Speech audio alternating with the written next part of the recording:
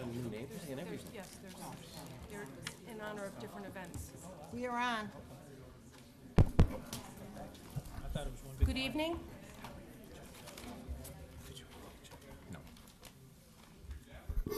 Welcome to the regular scheduled meeting for October 21st, Monday night. This is the last meeting of this council until after the election. Our first item of business will be the Pledge of Allegiance. Councilor Kotkin, would you lead us, please? I pledge allegiance to the flag of the United States of America and to the republic for which it stands, one nation, under God, indivisible, with liberty and justice for all. Thank you. Madam Town Clerk? Counselor Drake? Counselor Hurley? Here. Counselor Kotkin? Here. Counselor Manusos? Here. Counselor McAllister? Present. Counselor Montaneri? Here. Counselor Roberts? Present. Deputy Mayor Consol? Present. And Chairperson Hammond. Here. Thank you. Okay. We have no hearing items. Are there any members of the public who wish to speak tonight? Mr. Vianney? No. I mean, Mr. Forster. Mr. Forstick? Sorry. He goes by either. You're both in the same boat, Charlie. So to speak. Nowadays, I'll answer Exactly. just about anything. It's the same boat thing. Sorry about that. No problem. Charlie Forstick, 18 Monticello Drive. Just very briefly tonight, I'd like to address the issue of the creation or establishment of a school security director position. I, along with most of you and a huge number of other people, were devastated by the tragedy in Newtown. Today I learned of another school shooting where a teacher and a student were killed in Nevada. And I think the education, and I hope you all do, of our children is one of our most important, if not the most important priority for their future and the future of our country.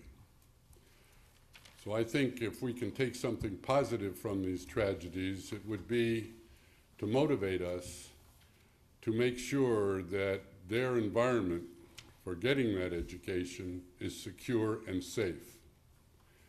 And I think the least we can do in our own community is establish that position and put somebody in the position who has the background and knowledge to do it. I'm not sure who that is, but I think it would be a tremendous addition to the community as a whole, and certainly to benefit the education of our kids and keep them safe. Thank you. Thank you, Mr. Forstick. Other members of the public wishing to speak? Yes.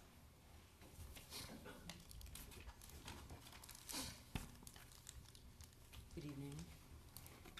My name's Sharon Perkins. My address is 55 McMullen Avenue. And tonight I want to bring to the Town Council an update with regard to the traffic monitor location that I brought up with at the last meeting I attended. The following day I got a call from Police Chief James Citran, having seen me on the public access. How's that? You have to speak Is loud. that better? Okay, sorry. So I heard from Police Chief James Citran, and he'd seen me here, and he called me to address my concerns for the location of the monitor.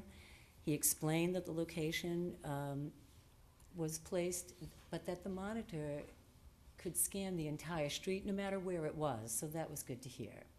And from that, he offered to send to me the data compiled in a report so that we could see the activity of traffic on our street, and I accepted.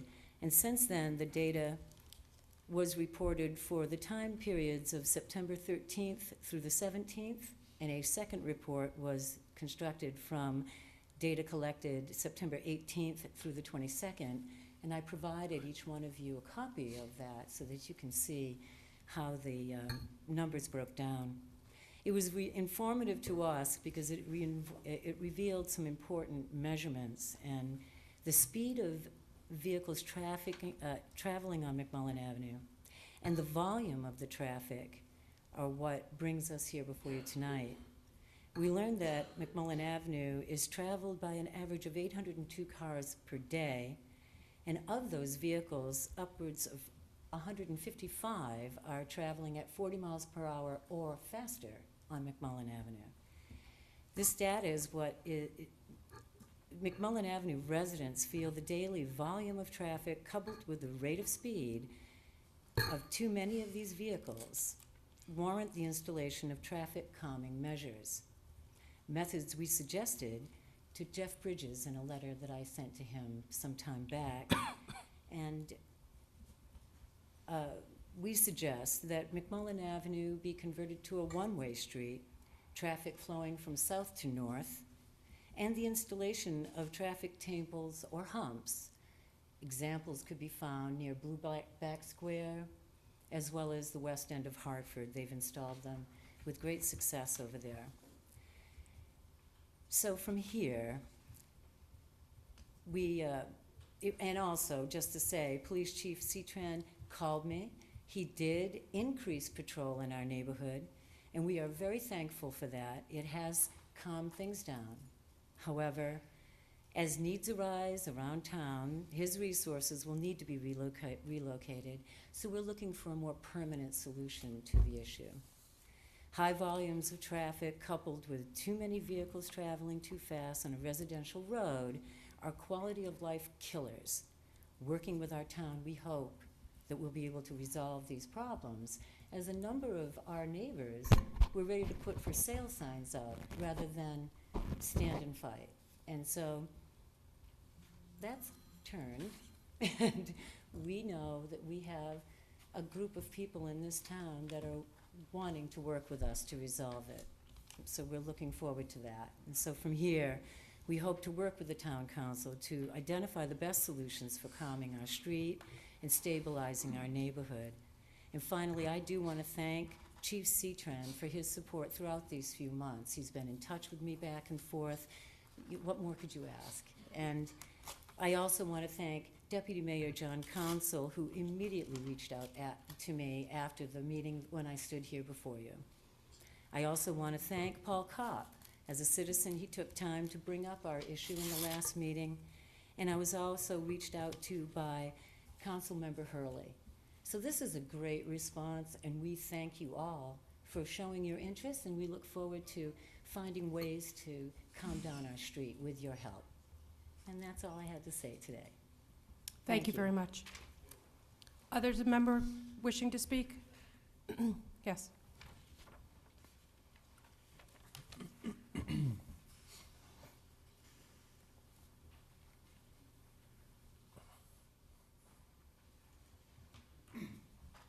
Mike Cuddigan, 49 Westbrook Road.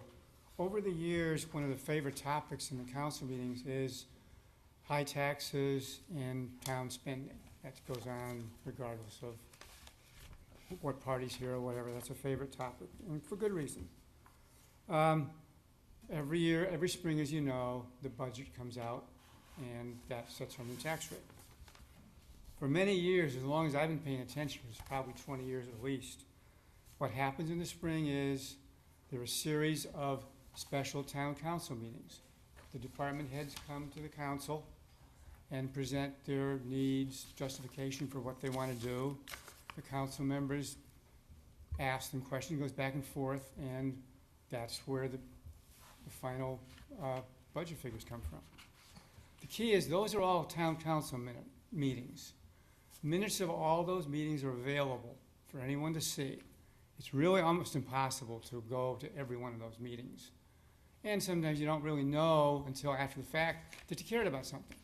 So the point is, over all the years, the minutes of those meetings are available, so anybody can go through and see how things got to be as far as budget items, taxes, and such.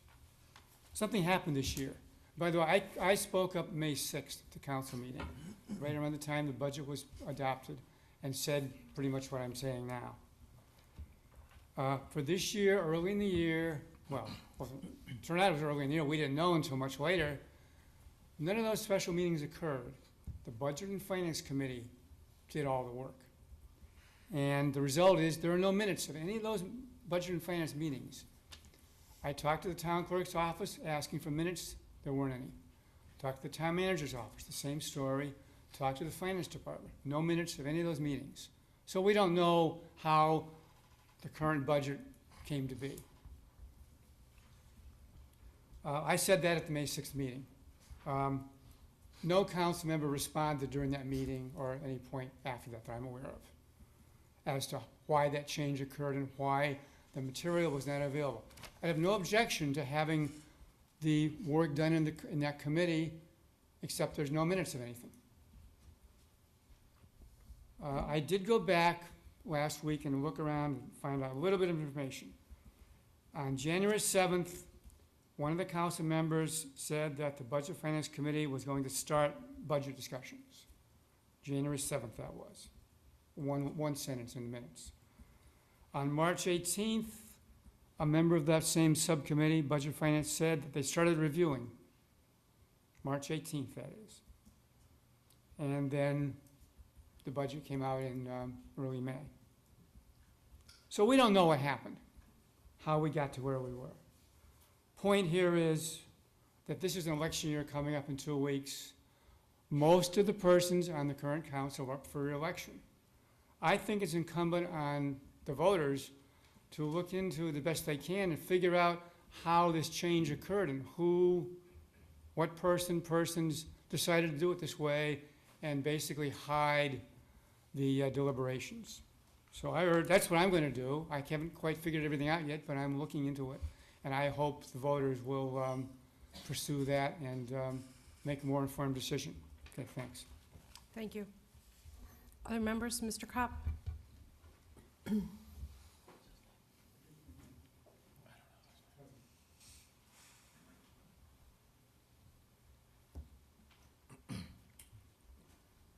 Paul Kopp, 100 Executive Square.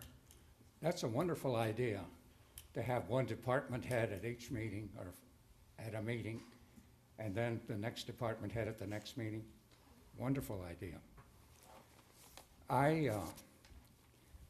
Sharon Perkins forgot to mention one thing, and that was that they're getting a fence put around the parking lot, and that should help a lot. And she's gone through the state people and everything else, so she's done a lot of work. We'd like to chat about no-bid contracts. And the radio system was one, but we understood that.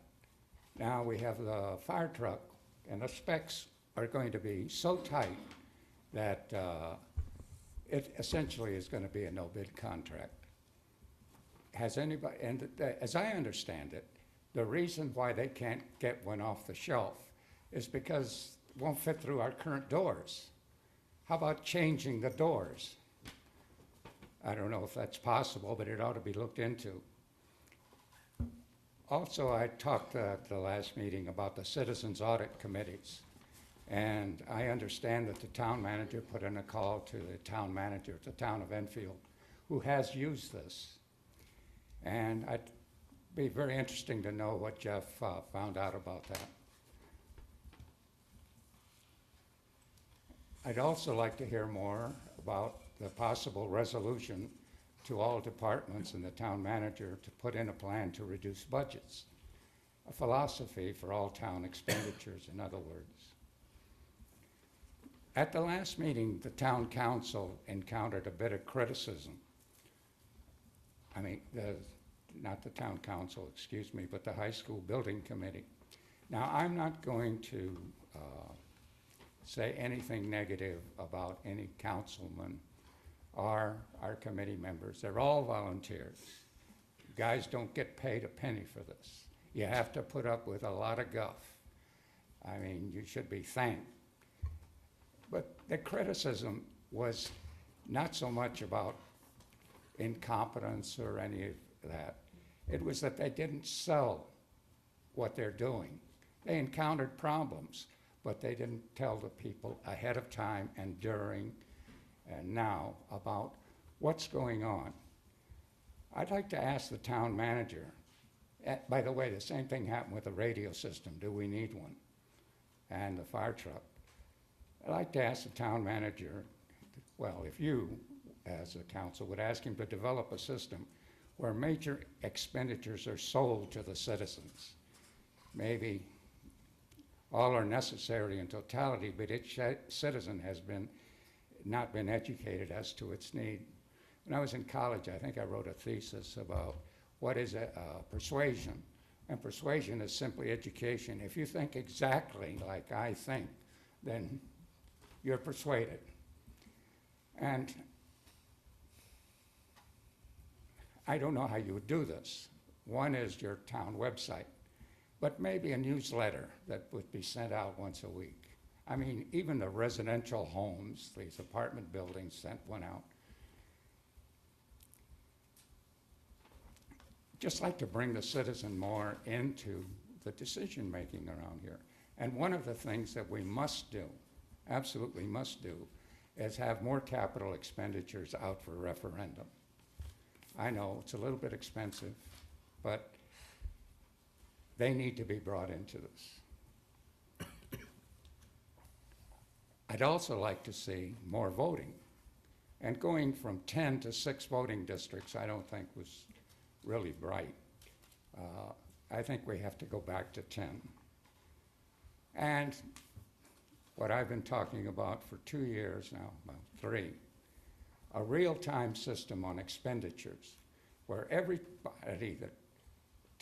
time that somebody writes a check for the town, that it be posted immediately on the website.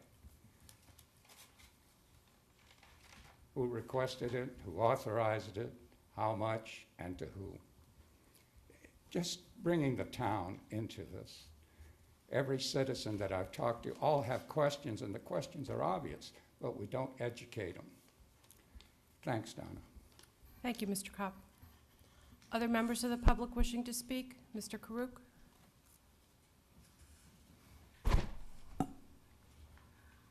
What's that? Oh, thanks. I left my cup here. It had my last name on it, so she knew it was mine. Dave Karuk, 149 Broad Street, had my wife's name on it, Christina Karuk. First, I'd like to say I appreciate what all of you have done. Just as our last speaker has mentioned, you are all volunteers. And even though you may be sitting while angry and passionate speakers complain, and I'm one of them, but you put up with it and you keep on trekking with your job. Now, I'm a little biased. I'm a Democrat, but I think all of you have done a good job. And maybe one day I'll be on there in the far future, but I really admire what all of you have done through your volunteer work, and I think some people don't appreciate that it is a volunteer job. There's no money in it, and there's an election coming up, and some of you may not be back. We don't know. Jeff will be back, I'm sure. He's not running. Yeah. So I can complain all to Jeff I want, and he'll be back. But some of you may not. And we have new candidates in this election. So I wish the best for you. I hope the best for all of you. You know, I spoke in favor and against some of you in either party. You know, I spoke on the side of Manousis one time. I spoke against some of the Democrats on one side, but I really admire all of you. And finally, I'd like to say that we do have a I want to give I just want to give my props to Mr. Walsh, who may be a new member of the town council, I'm hoping, and Ms. Paradise on the Board of Ed. This is the last town council before the voting, and tomorrow will be the last Board of Ed before the voting, and I hope the best of you win. Thanks. Thank you, Mr. Krug. Other members of the public wishing to speak? Mr. Seekis?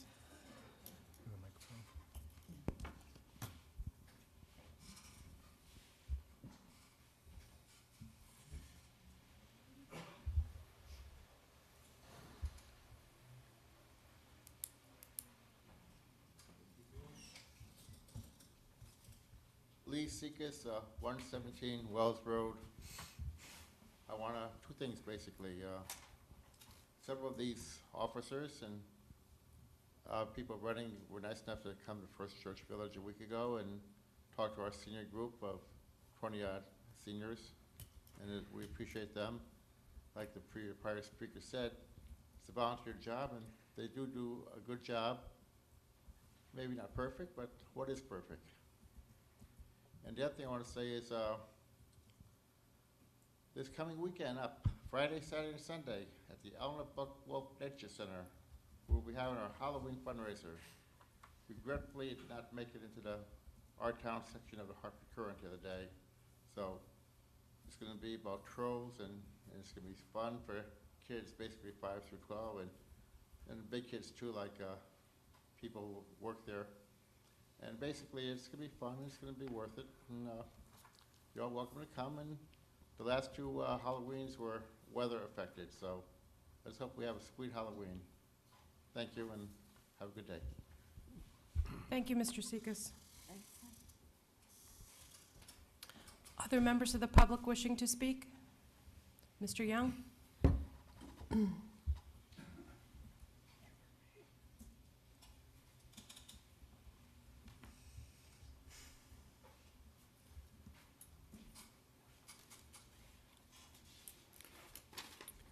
Good evening, Robert Young, 20 Copper Mill Road. First of all, I'd like to mention that at the last town council meeting, there were people that spoke about this school security director. It just seems like we just need to keep spending more and more money. Of course, on the other hand, we have to look at it from the point of view that from what I understand, the director's position, security director position, was allocated in the budget going to the town school board.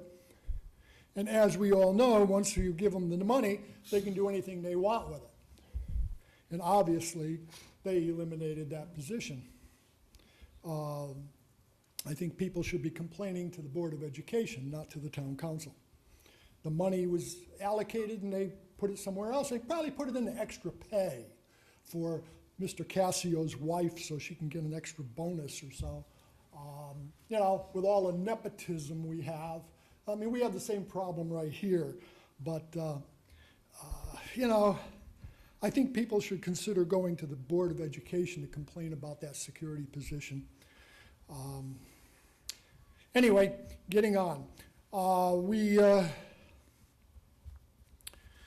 At the last meeting, and I just mentioned about Mr. Cassio, I mean, we also have Mr. Manuso who guaranteed his wife a nice driveway over at the Webb School. I think that was really nice of you, and I'm sure she's very proud that you were able to pull it off, and I'm sure you got brownie points. So can I just correct you? But the problem is the taxpayers had to pay for something that didn't have to be done. No, it was the entire parking lot, not just the That's driveway. fine. The entire parking lot didn't need to be done. But you, as tax borrow and spenders, you can't resist. You can't resist the idea of spending money. It's like this radio system that now, 6 months ago, the police chief came up and started talked about it in the back room. It was a public meeting, of course, but I never heard him talk before about that need of a radio system and the problems he was having. We have so many secrets in here, and if you keep your secrets, you know, there's no documentation. But you go off and you spend money on something that's not documented? Where's your press release? Where did we read it in the newspaper that this system was not working? We didn't. You had no documentation. It might have been under somebody's desk or in someone's drawer, a piece of paper saying something. But you've got to let the citizens know when you have a problem. Otherwise, it's called keeping secrets. And that's what this town council has done, it's kept secrets. I'm not saying that just this council. Other councils as well have done similar things. And who's to say if the majority was a different party, if this whole thing might have gone the same way? I mean, isn't that how we got the first radio system? The one that you want to replace? I went to those meetings, and everything was, Karajikas was up at the stand talking about how he needed that, that he needed this, he needed that. But then he confessed also he knew nothing about radios. And it's obvious he knew nothing about radios. Then we have the current police chief come up here. I don't know how much he knows about radios, but he's obviously had many opportunities, Mayor, to come up here over the last 11 years and talk about it, his problems. So we would know that we had a problem. But only the last 6 months we started hearing about it. But you're going to spend what?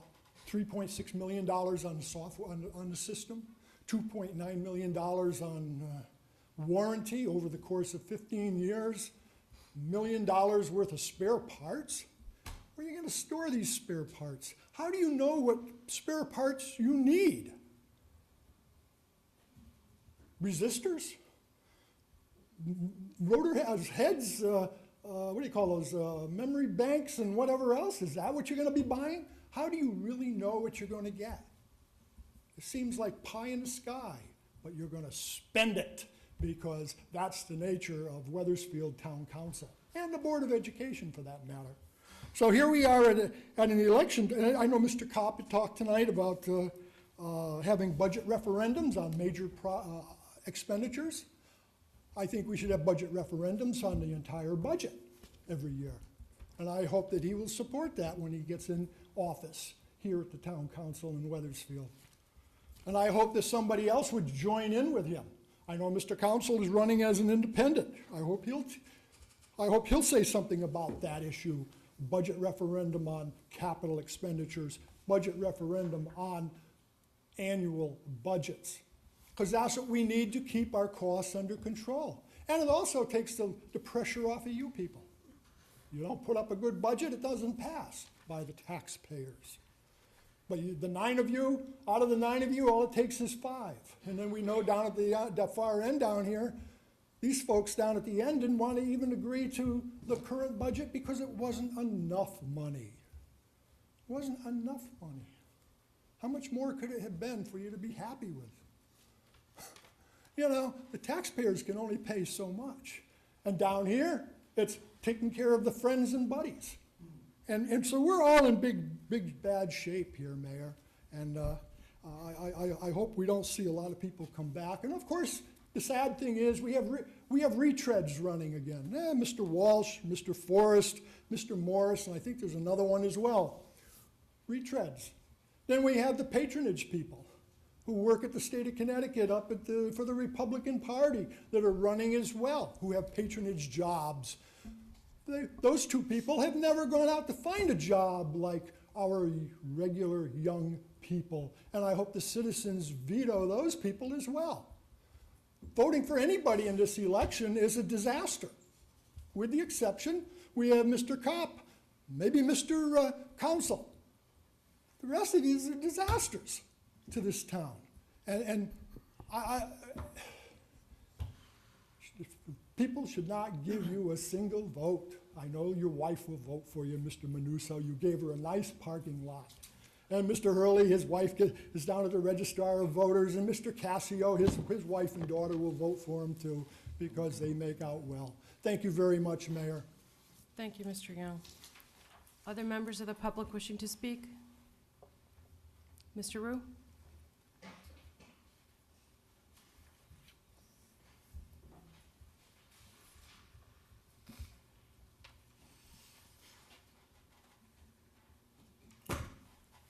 I'm not going to read that whole book.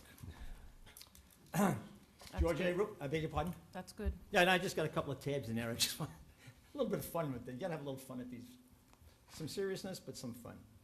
George A. Root, 956 Cloverdale Circle. Well, we're all at the end of our terms. This council as it exists today. We'll never see this, I shouldn't say never. We won't see this council as it's constituted today. How it's gonna be, we really don't know. There was a little letter in Hartford, in the newspaper recently about we're picking our representatives. And that's the very important part of the whole American process, of which I'm a firm believer. And I added a thought to it. It's the time to pick representatives, and that's true. But it's also the time to dump representatives. And a number of people have addressed that issue tonight. But that's something that each citizen in town has to decide for themselves which ones to dump and which ones to support. And I'd like to share a couple of thoughts on where we're going.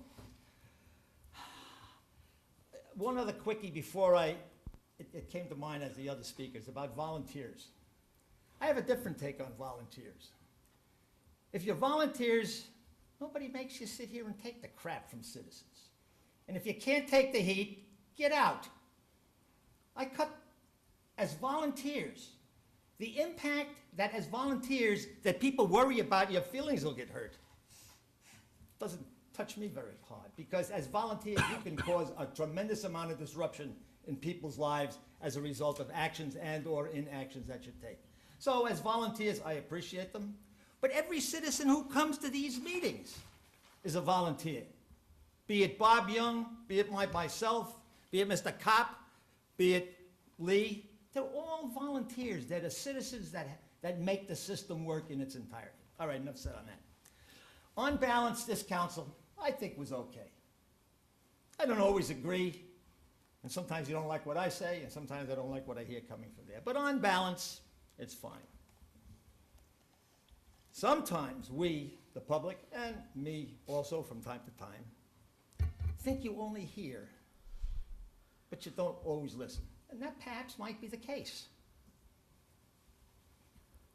But one thing I have never said, and I won't say, that you do not give the public, the voters, the representatives, and the people out here the opportunity to share their thoughts with you without Mr. Walsh raising his hand and saying, point of order, sit down, as is wont to do. The speakers who we heard tonight, most of them would have been shut up had they been speaking at the board. But anyway, I think that is something that I would encourage, however this council ends up, that you pass on to your successors or those of you that come back, that you maintain this intelligent approach to letting the citizenry share their thoughts, scold you from time to time, compliment you from time to time. But remember, you worked for us. Mr. Walsh and the board and Cassio, they all work for us. They seem to forget that from time to time. And that's a process, that's something that's happening through the entire breadth of our country, from the Congress to the state to the local level. And I don't think that's a good idea.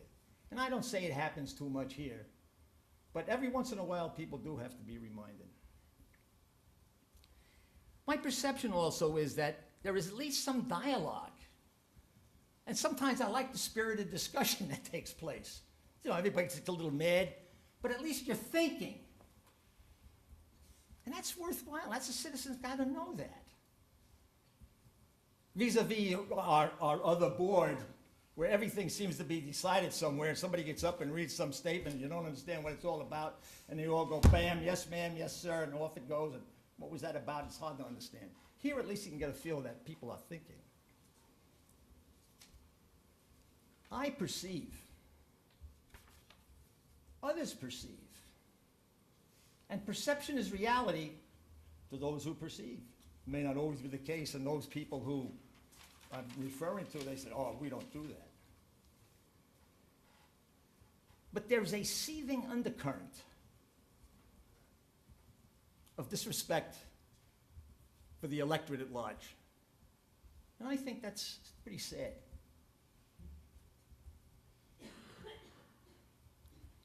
Even when sometimes nervous citizens come before the board to address the board, where there may be only 2 or 3 people here and maybe 1 or 2 speakers. The message that Cassio and his sidekick convey is, you've got 5 minutes to get your point across, regardless of how timid a person might be, how soft-spoken a person might be, how much thought he or she might have put into a point. And again, if there's anything I have to compliment this council for, whether you like what the citizenry says or not, you do permit it to happen. I shouldn't say permit it to happen, you make it happen. And whether you like it or not, I think the response, the reaction is always appropriate and correct. Makes me feel pretty good about it, you guys. These comments are especially galling to this outspoken citizen.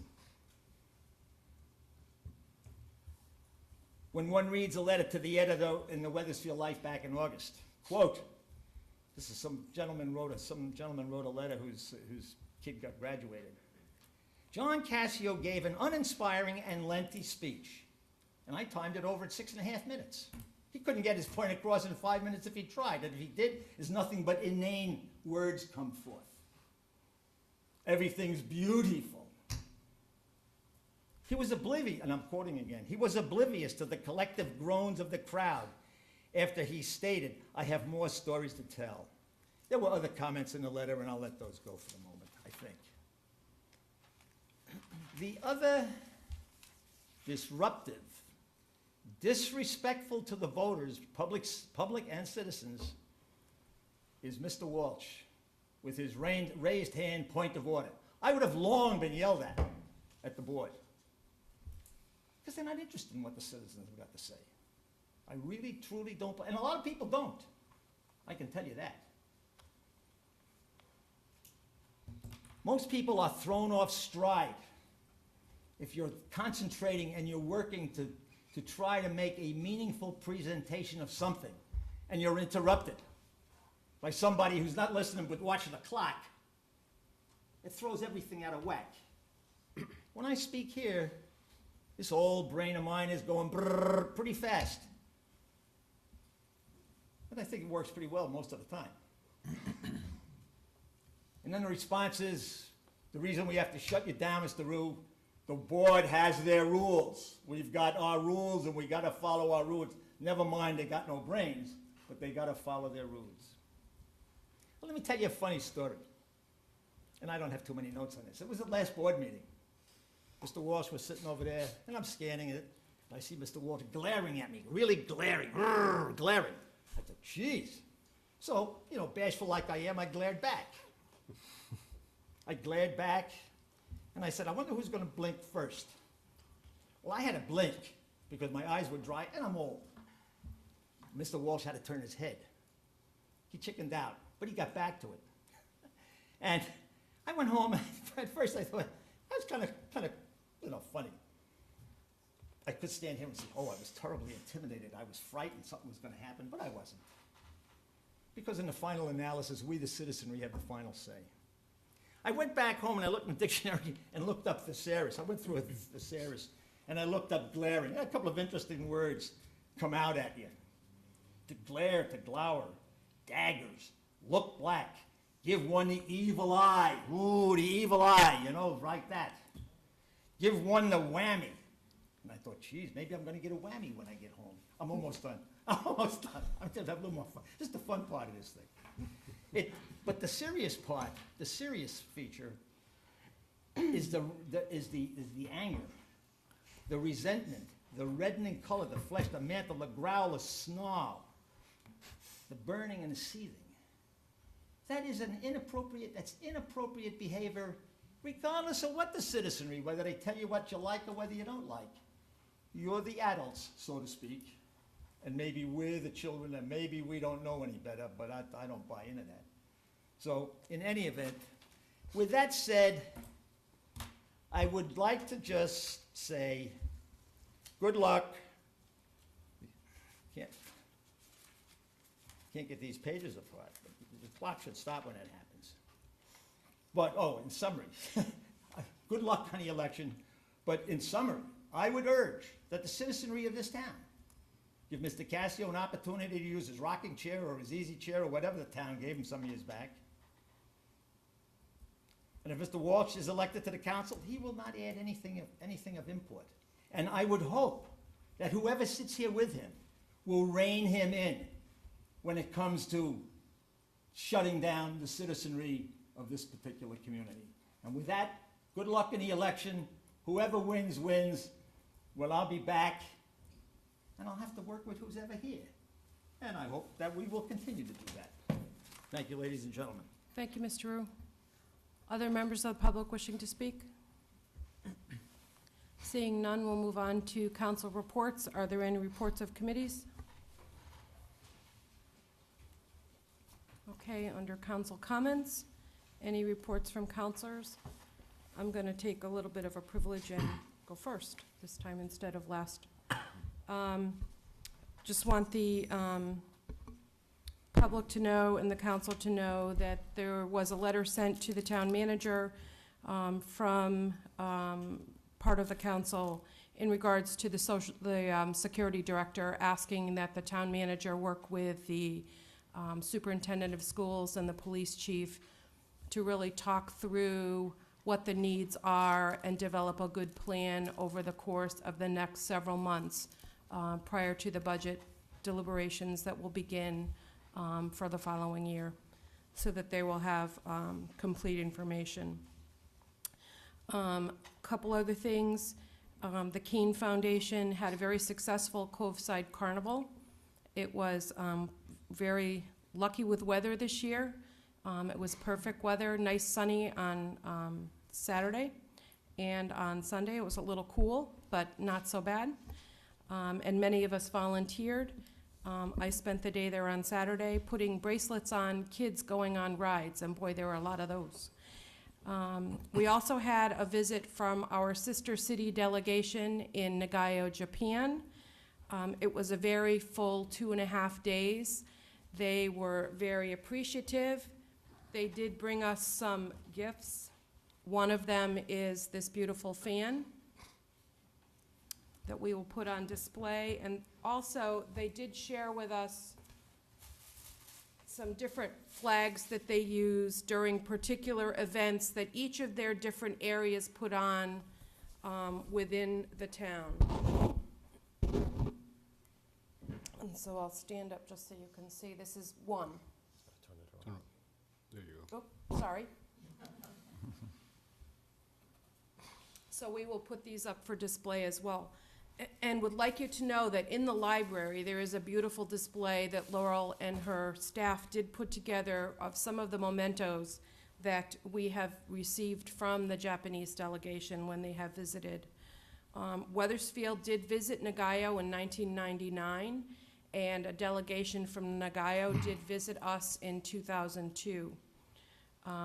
We did spend a good time showing our guests around our beautiful town. We touched many different facets of the town. We were able to take them to the state capitol for a tour. They were able to meet the Lieutenant Governor, Nancy Wyman, who was very gracious in her meeting. And they were also able to speak to one of the commissioners on the DECD in regards to economic development and some potential information that could be helpful to them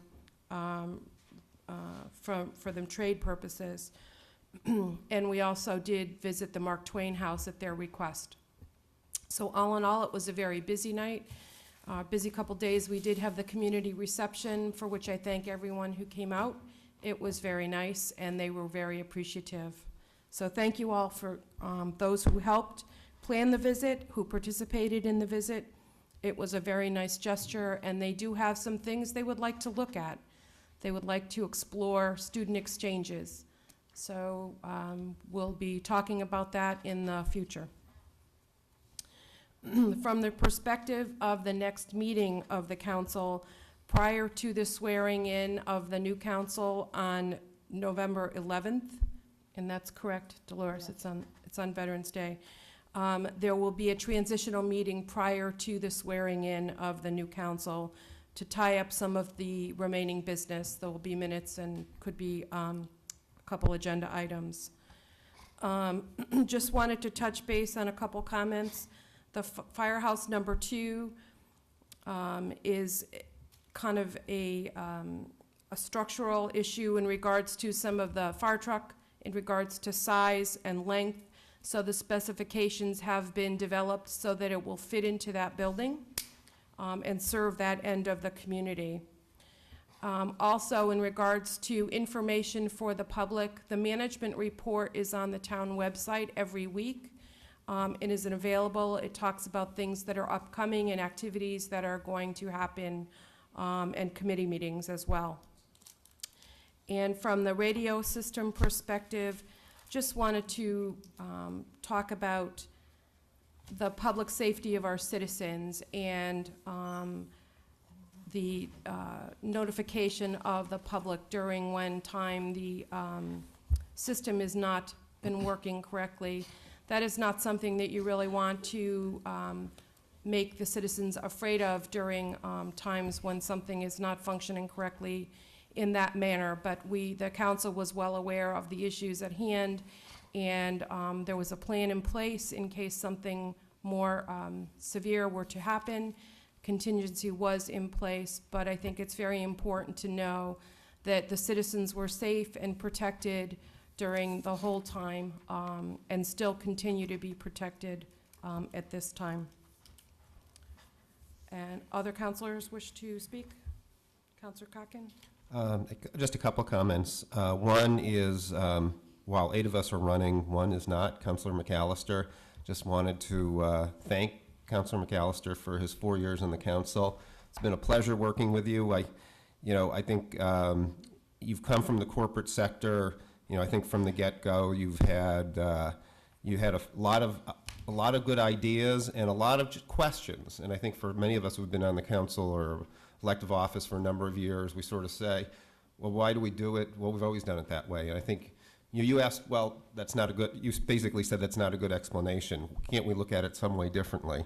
And you did that continuously over the last 4 years. And, sometimes we made the change, sometimes we didn't. But I think I personally always appreciate you raising the topic and asking us to look a little bit differently out of the box at things. Thank you. So the other thing I just wanted to mention was, as you go door to door, you talk to folks, and sometimes their roads are not in good shape. And I've relayed some of the roads that are in particularly tough shape back to the town manager, particularly on Wheeler Road and Rutledge, just below Ridge Road, which is actually pretty bad, really bad. There's one other one which I didn't mention, didn't walk down earlier during the campaign, but I asked, I think, a little while ago, because an acquaintance of mine was bicycling down Knott Street, just below Ridge Road on the east side, popped a tire, could have fallen, and so forth. And as I was coming to the meeting tonight, I went over that same bumpy spot, and I was wondering if we're going to be looking at that. Where is it? It's the area of Knott Street heading east, just east of Ridge Road. It's the very steep part. Yeah, Are we going to be getting to that at all, just to at least smooth it out? Because it is a well-traveled road. I mean, Wheeler and Rutledge are not nearly as well-traveled, although they are in tough shape. But that area is particularly in tough shape. And, it's also an area in a snowstorm that I know we have to put a lot of sand or salt down in order to make sure that people don't get stuck on the hill. So just, we've got some road issues in town, and I hope the next council aggressively addresses and upgrades some of these areas that really are, subpar for this town. That's it. Thank you. Other councilors? Councilor McAllister and then Deputy Mayor. So I appreciate that. And seeing as the next meeting is really going to be a meeting about, welcoming the new members, just want to take this moment, number one, to thank the public for voting for me for 2 elections, to give me the opportunity to serve, and also for everyone that comes to the meetings, because the meetings are a lot more entertaining by having people come speak with public comments and thoughts and give us something to think about. Second thank you is the rest of the council. I wanted to thank you for the appreciation of serving with you guys. I know in the beginning, I was a new council member, didn't know a lot of the rules and regulations, and specifically Mr. Montanari. Through the years, I've gotten to know him, and he is not the enemy. He's a nice guy. So I appreciate that, and getting to know everyone on the council. And then the last person, people to thank is Jeff and Rayanne. You guys have done a phenomenal job, as well as Dolores. But, you know, every time we had a question, one of you guys can always step up to the microphone and answer in any length of detail, so thank you. Deputy Mayor? Thank you. I'll be a few minutes here, so sit back and relax. I want to thank the people from McMullen Avenue for coming tonight and giving us this information from the police department, and also that we're making some good progress there. I'll make sure I can do whatever I can as long as I'm still sitting here. And I know the police chief and the Weathersfield Police Department will do their best also. They're aces in my book, and they do a good job. So you're in good hands there.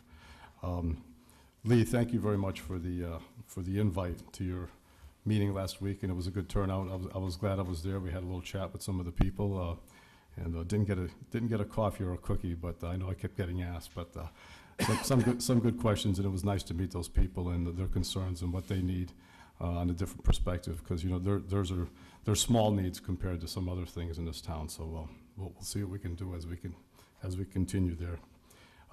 As the mayor said, the Japanese contingent that was in town last week, I was very impressed, and they had asked for, they liked our pins that we wear from the town, so I made sure everyone got a pin, and I was sure to get one of their, I don't know if we can get a close-up of this, but one of their pins back with the orange boy, and that's their symbol that they wear, and they were very proud of that. It's a Micken. Micken, thank you.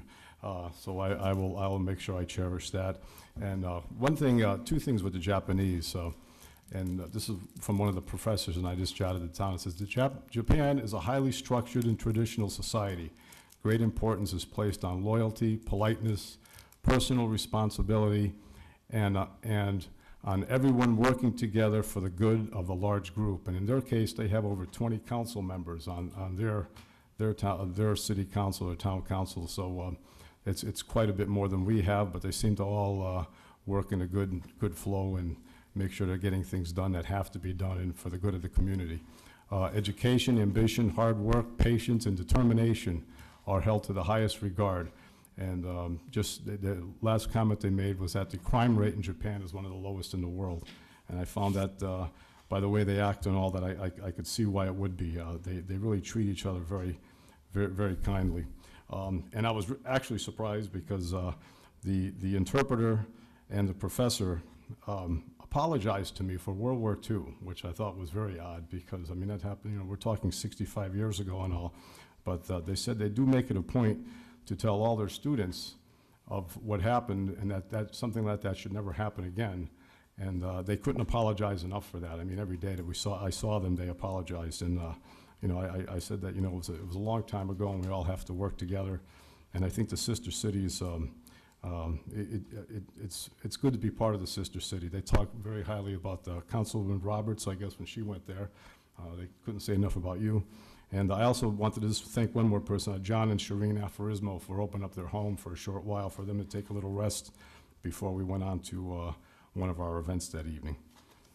Just moving forward, a couple other things. Shared services, I know I mentioned this in the last meeting, that we have to prioritize this. And I think the next council going forward, this should be a #1 priority, along with the safety director for our school systems, whether we work something out between the town and the police department and all, plus the finance director's position. I'm still convinced that we really need a chief financial officer for this town to handle both the Board of Education and the town side. And something really should be structured and really looked at and vetted out with our next council as quickly as possible before we go and hire a financial director here in town. Last time I did speak about a woman that lived up on 579 Ridge Road and with some of the conditions she had in her house with the grant process. I know a couple of weeks went by, Mr. Manager, and from what I gather, there's been no response back to them yet. This person really needs some type of relief, and we really have to do something on the town side to cut through the red tape and to really think out of the box on what we could do to improve her house and make it at least habitable again and fix some of the horrendous problems that have taken place. So again, I told her I'd come by tomorrow and we could chat a little bit, and whatever information I get from her, I'll pass that along to you. You're welcome. Another thing that concerns me, last time we had properties eligible for tax sale from some of the high tax payments that have not been coming in, and our tax department does do a great job. But something else that came to mind today was phantom mortgage holders in town. And there's quite a few houses and buildings and businesses that have either been foreclosed or in foreclosure, and they're abandoned properties, and the minimal work is being done. Yes, taxes are being paid and all, but I think it would behoove the next council to have a complete list of those properties to the best that we can do, and see what we're doing in order to, push either the banks or whoever in a way to see if we could sell these and get these activated again in town, and letting them sit in an idle condition. There's at least several of them I know on the Celestine Highway that should really be looked at. The radio system, as the mayor said and others, it is a public safety issue. There are a lot of concerns. I am concerned that, we asked a couple of weeks ago, and I think there's other councilors asked here, that I still have not seen the final contract that was signed, so I'm still waiting for that. And the price tag, I'm still questioning also, because it was supposed to be 3.6 million, and it could range anywhere from 3.6 to 6.9 million. So I'm just I would like to see the contract and how the wording is done, so I could just justify it in my mind and bring this forward to other townspeople of how the radio system is going to be set up, where all the costs are, what we're going to be getting for the next 15 to 17 years, because 3.6 to almost 7 million is a big change, and I know there's got to be some explanation to why that is. So once I read the contract, I'll understand it better. Lastly, I'd like to speak about the school project for a while. I know there's some school committee members here. There was an article in the paper the other day by one of the committee members who was pretty adamant that there were too many work order changes going through, and things weren't planned out correctly. And there's a lot of issues about how the school's coming out, how the plan's being done, how the construction is being processed, and I know I've been on a quest here as far as the tennis courts go, and I'm going to stay on that. I did receive a letter today from the town manager. Thank you very much. But I just don't buy some of the comments that were made in the letter, and the conclusion is, really, I keep looking at the referendum, and the referendum says that the tennis courts were supposed to be refurbished, not replaced, and a difference of either 100,000 to 400,000 is quite a bit difference. I do want to comment that there are several people on the committee that are extremely knowledgeable, and one of them's in the audience, Chief Breimer, and I also spoke to Mr. Della Ripa, and I have to say, you guys do your homework. I had some conversations with the chief, and I'm glad you're here tonight so I could tell you to your face.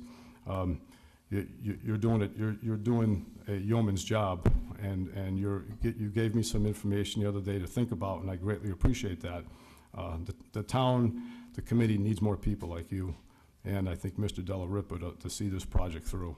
And I hope you stay on that and keep going, and I hope it does come out properly. But we do have some issues, and I think there's obstacles with the amount of traffic on Wells Road. There's obstacles with all the fencing that's going up now. It's like a maze for parents to even get their students in and out of school, or the students to drive into school. I know this is going to be hampered by the winter months coming up, so that's a lot of things we have to look at also, and I'm sure we'll work this out, but I just want to thank you. Thanks, Chief, and so I can tell you to your face, I appreciate that, but we really have to keep on this, and I did send a letter off to the chairman, who is here tonight also. There'll be a follow-up letter in the next day or so. I will have those people contact you. I did hear from them late today, just before I got to the meeting, so I think you're going to get a different overview of what they think, and they're nationwide is what they do. So hopefully that might shed some light on things. And just one other thing, as going to some of the Rotarian meetings, I decided that, and maybe the town should do this in the next council, take the Rotary four-way test, which includes, is it the truth? Is it fair to all concerns? Will it bring goodwill to the town? And is it beneficial to all concerns? These are something we should think about and use those words. The Rotarians seem to do a very good job at that. And finally, Mr. Kopp, a comment you made. Thomas Jefferson once wrote a comment. He said, when the people are all well informed, they can be trusted with their own government. I think from this council meeting, as the town meetings and all, and going forward to our state legislature and the federal government, which is totally out of control, the more people know, the better they're informed, the better our government is. And that's what we have to work on. I think it starts here from this group going forward. Thank you, Mayor. Thank you. Counselor Hurley, then Counselor Roberts. Yeah, I just wanted to also thank Jim for his service. I'm sure we'll be seeing each other outside of the council, hopefully, for many years to come, since we're both in the same town. And I'd also like to thank Judy Keene for putting on a great carnival. I know I see a lot of the counselors here that were volunteering down there. It was definitely, I think, the best time was this year. All 3 days were great. I think they raised a lot of money for her charity, and she always does great things for the town. Thank you. Counselor Roberts?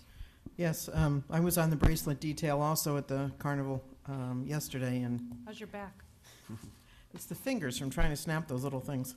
But anyway, it was a great event, and Judy said that this was the best carnival of the 3 years because of the weather, and kids were coming and they had bracelets from all 3 days, so it was something that was really a lot of townsfolk came to and really appreciated it. It was nice to have an activity like that for everyone in town. The other thing is on the Japanese, the visit from the Japanese delegation. They were lovely people.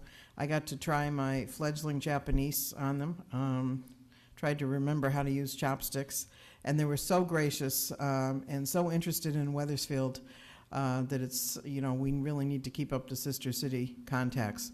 And I went on the tours with them, as well as the mayor and the town manager. And it's interesting to see your town when you're showing it to other people, because I think we forget what a beautiful town it is. Many of the historical sites we have, they were thrilled to see the Webb House. They were thrilled to see where Georgie Washington had been, and they kept calling him Georgie. And just it's a beautiful town, and when you think of our form of government and the participation of the people in town at many levels, I was proud to show it to them.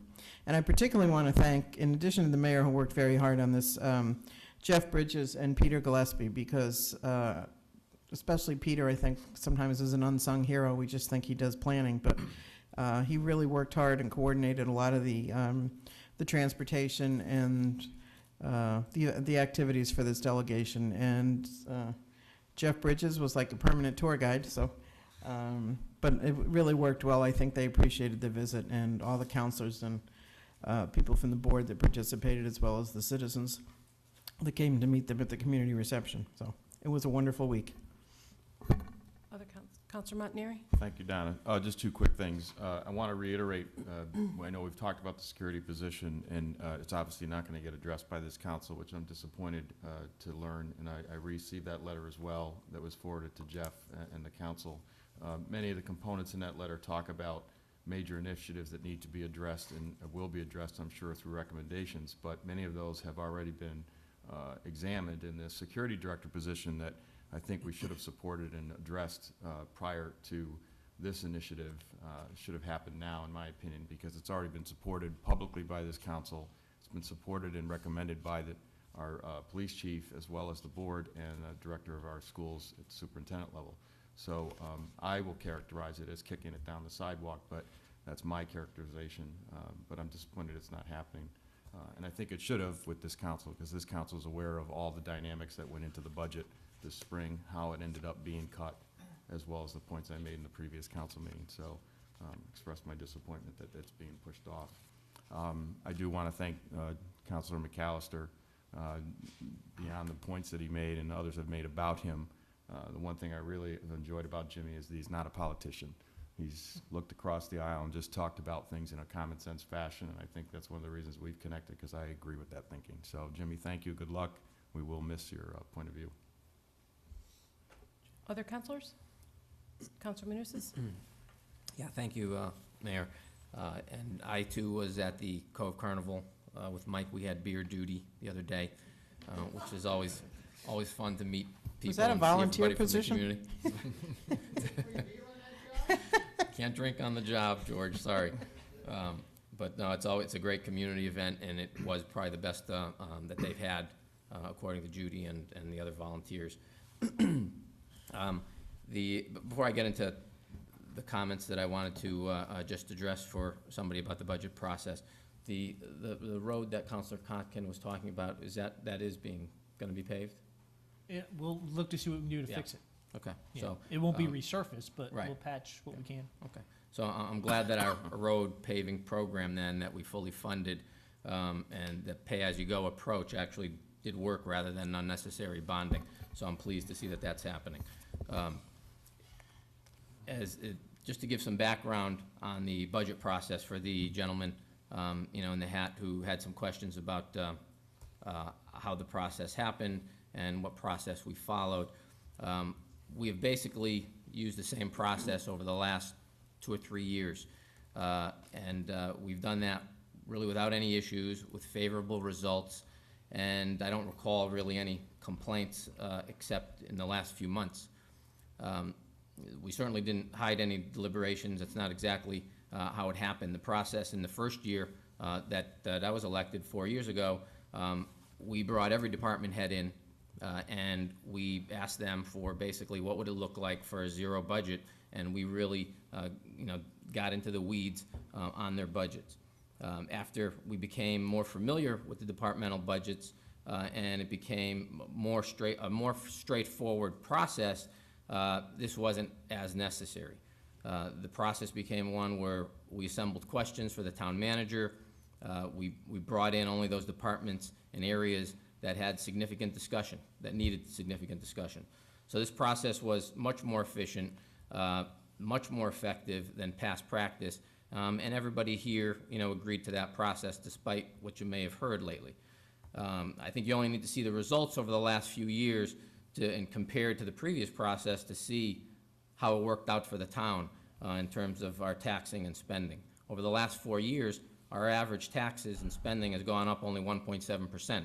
Now, that might not be the level that Mr. Young would like, but compared to the 5 years previous where taxes went up and spending 40%, I think we've had some great measurable results. And I know you're interested in how this process went and who actually recommended part of it.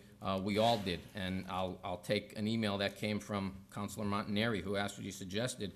It might not be necessary to have every department come out and present their individual budgets.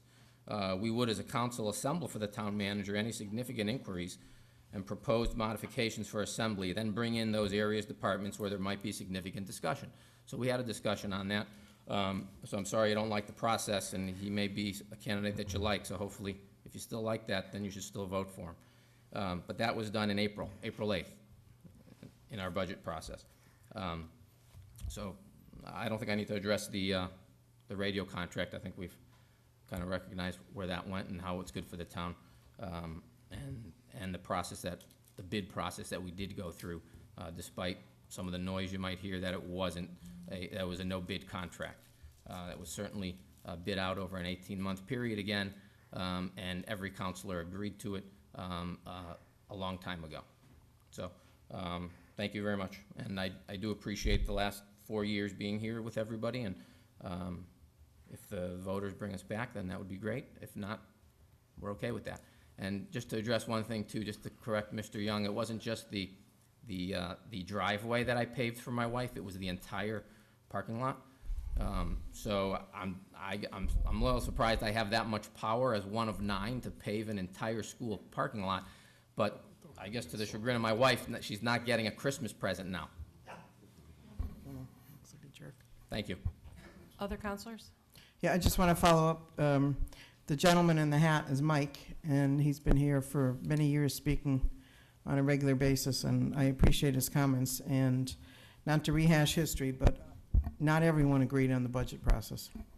Mike Cuddigan. Thank you, Mr. Cuddigan. Councilor Montanari? I thought it was done, but since Mr. Manousis has decided to throw the darts, it's unfortunate. It's our last council meeting together. This is another reason why I like Jimmy, because he doesn't do that kind of thing. But I want to be clear that what he just cited in the email, which was an email sent that was never responded to, by the way, where I attempted to identify what I thought would be a method that would ensure that we had some dialogue before we voted, that never got responded to. So I just want to be clear about the facts, because Stothy has a way of turning things with a certain direction. And I would prefer not to have that kind of banter, but if he's gonna bring it up, then I'm gonna respond. We did not meet with department heads. We did not have a discussion as a council ever about the full budget. We never met with the board. We had a budget process that not a single board member agreed with. And so for Mr. Manousis to say that we all came to agreement is simply a misrepresentation. And again, I hate to rehash our last meeting together, but you can't sit here and have them throw out things that are not accurate and not respond, unfortunately. So These are your words, Paul, not mine. my words, I'm glad to quote my words. My words said in that letter, Stothy, and I wish you would stop being so defensive. My words in there were saying, as opposed to, since the decision was made apparently unbeknown to us not to meet with department heads, I suggested to the town manager, since we were not aware of how it was going to be done, that perhaps we would assemble some of the directors of the department's questions or thoughts from ourselves and summarize that, at least have some dialogue. Again, that never got responded to. We never met with a department head, and we passed a budget without any conversations. And was without rehashing, like Jerry said, we had a long dialogue on the night that we passed the budget about our frustrations with not knowing anything about that process. So I don't like it being mischaracterized, and I don't like my words being used against me when you don't bring them up when I offer them to at the very first time. And you did that during the budget process with the question about the board as well, Stothy, where I sent you an email, which again, you never responded to, that talked about how there was no dialogue with the board at all, and I suggested that we have some discussion about the budget with the board before we pass along cuts.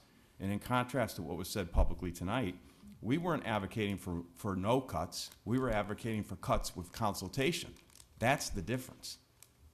So and you're saying that the public out there, if you like the way things are done, you should vote for that, Counselor. Well, I think the public will speak as appropriately, up or down, on all of us in a couple of weeks. But I'm not campaigning, I'm just talking about correcting things that you're saying that are incorrect. So if you're gonna get up there and say stuff, let's be honest, let's be factual, and let's not put out a distorted view of emails. Thank you. Other council comments? Deputy Mayor? Since we're commenting on the budget, and especially the Board of Education budget, I did have the liberty to go back and look at some of our minutes and the tally and all, and for a 59 point something, $59 million Board of Education budget, we spent a total with the Board of Education of about 52 minutes, which I found to be nowhere near enough time. And the Board of Education spent, I think, 17 hours, which is nowhere near enough time to really vet that entire budget. So for what that's worth, I did not agree with that. And my comments on why I didn't vote for the budget had nothing to do with making additional cuts. It had to do with not getting enough information to make a viable decision on where we stood with the Board of Education. Thank you. Other councilors? Councilor Cocken? I thought we had a kumbaya meeting going for a while, but I guess that sort of got thrown under the rug. So I want to thank Councilor Manousis for commenting that the Republican budgets have basically been the budgets of the town for the last 4 years, which is accurate. I mean, that has been the budget. Fortunately, our healthcare costs have gone down $1.5 million over that period of time. But his accuracy is not mirrored, unfortunately, in the Republican ad, which ran in the last edition of Weathersfield Life, which basically credited the Republicans for 5 years of budget restraint. Of course, they've only been in power for 4, so they're crediting themselves with no budget increase in fiscal 2010, when, of course, that budget was passed by a majority Democratic council. So I know we've got one more round of advertising that's going on that in the last issue of Weathersfield Life. Certainly neither party's seen each other's ads. I'm hopeful that the Republicans actually fix this rather egregious mistake if they're going to rerun this ad. I have something. Councilor Hurley? I believe the ad was just supposed to show that the Democrats who were in control in the previous 5 years before we got in raised taxes 40%, and we did not. We kept it about 1.7% a year. That's all it was meant to say. Thank you, Mike. I hope you looked at the ad because there are 4, it says Republican council, and it has 5 years. Yep, I did look at it. That was a mistake by the paper, and I believe that what it was supposed to represent was that You raised taxes quite a bit. That is Okay. why I ran for town council, to keep taxes low, but keep our services in place. So it was a mistake by the paper, not by the Republicans? I'm not sure how it got in like that. Oh, okay, because it's red, so I would assume that you guys put the color coding in the bars and did it inaccurately. Other counselors? Mr. Town Manager? Okay. I still like you, Jim. Come on. I'm kidding. Okay. Again, thank everybody that participated in the visit with the Japanese delegation. That was tremendous. I concur with Jerry's comments to Peter. Thank you very much. You did a great job helping coordinate those events. The mayor did a great job, and it was a busy 3 days, but a great 3 days. Great 3 days. Got a letter from Charlie Vianney. He's resigning as harbor master. He has some other things he needs to focus on, so that'll be a big loss in that position. We have to have an issue. We have an issue with the Cove Dock project. The federal government is looking at what we were proposing as match, and have some questions regarding the match. We were using in-kind match as well as some cash. So we're trying to sort out with the feds on what exactly they were looking for match versus what we can provide as match. So over the next couple of weeks, we're going to put a conference call together between the state and the federal government and see if we can work that out. I did speak to the town manager of Enfield about the audit committee. They had one back in 2008 that focused solely on the Board of Education. What the big takeaway from that was a shifting of the maintenance of the buildings from the Board of Ed to the town side. And that's what he took away from that process. So that's really all he had to say about it. Is that committee still in existence? No, or- it was a one-off. Okay. So they talked about doing the town side, but they never did it. Madam Town Clerk? I'm sorry, I have to ask you to remove the minutes from the last meeting because I forgot to send them out. I will also, we have an election coming up, and I will be available in my office for absentee ballots on November 2nd, 9 to noon. Absentee ballots are available for residents who require them from my office, so they can call and we will send them an application, and when we get the application, we will send out the ballot. That's it. Okay, thank you. Deputy Mayor? Yes, I'd like to add two other business, Town of Weathersfield personnel action that has to do with the town manager. As far as compensation, I'm sorry, town manager's compensation. Okay, thank you. Can I have a second? Second. All those in favor, say aye. Aye. Aye. Opposed? Abstentions? Thank you. Under council actions, 1A, acceptance of resignations from boards and commissions. Counselor Montanari? Yes, as Jeff just mentioned, Harbor Master Charlie Vianney, Deputy Harbor Master, 72 Sunrise Terrace, has resigned, as well as Human Rights and Relations Commission, Gloria McLean, 38 Midwell, who moved out of town, and also in the Central Connecticut Health District, Jim Streeto, 17 Perkins Road, also a resignation. And can I have a second, please? Second. Any discussion? I would just like to thank Charlie. I worked with him, and I think the other Charlie's gone now, on the rec board, and he did a great job. All those in favor signify by saying aye. Aye. Opposed? Abstentions? And Dolores, please make sure to send them a letter of appreciation for their service. Thank you. And now we have several appointments. Appointments to boards and commissions, Youth Advisory Committee, Leslie Isoyan, 64 Randy Lane, from 10/21/13 to 6/30/16. Can I have a second? Second. Any discussion? All those in favor signify by saying aye. Aye. Opposed? Abstentions? Thank you. And Counselor Montanari? Yes, appointment to the Senior Citizen Advisory Committee, Carolyn Tadone, 27 Old Pepperidge Lane, for a term 10/21/13 to 6/30/14 in the Human Rights Relations Commission, Carolyn Owen, 32 Belmont Street, 102113 to 63015. And a second? Second. Any discussion? All those in favor signify by saying aye. Aye. Opposed, abstentions, thank you.